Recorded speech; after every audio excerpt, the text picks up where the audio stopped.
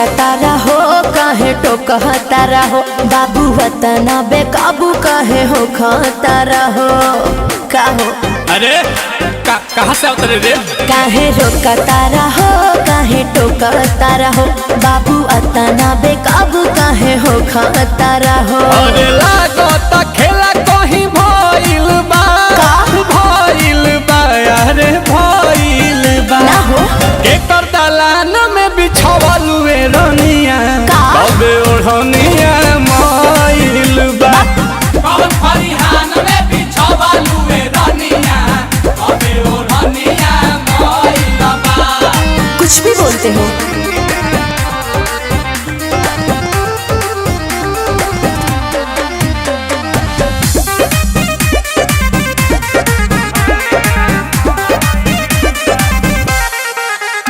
अरे परसों से अइलू सरसों से कहीं चौकर चलता ताहर बरसों से कहाँ बिजरले है? ऊंचा खाला भेटा गिल बा यही से लेटा गिल बा। एहो कांड ई कवनो के कोइल बा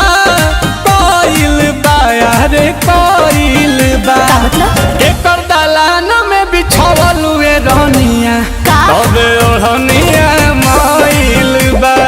पागल फरिहान में बिछावल वे रनिया तबे ओढ़निया मइल बा। अरे तो शुरुआत हो आगे आगे देखा बोला का हम कूल देखतानी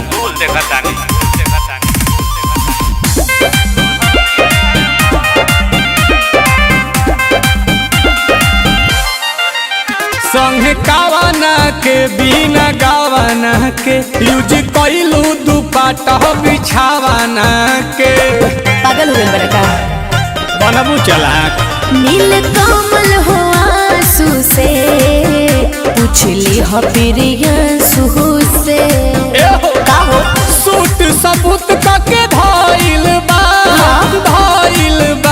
अरे धइल बा एकर दलान में बिछावल वे रनिया तबे ओढ़निया मइल बा।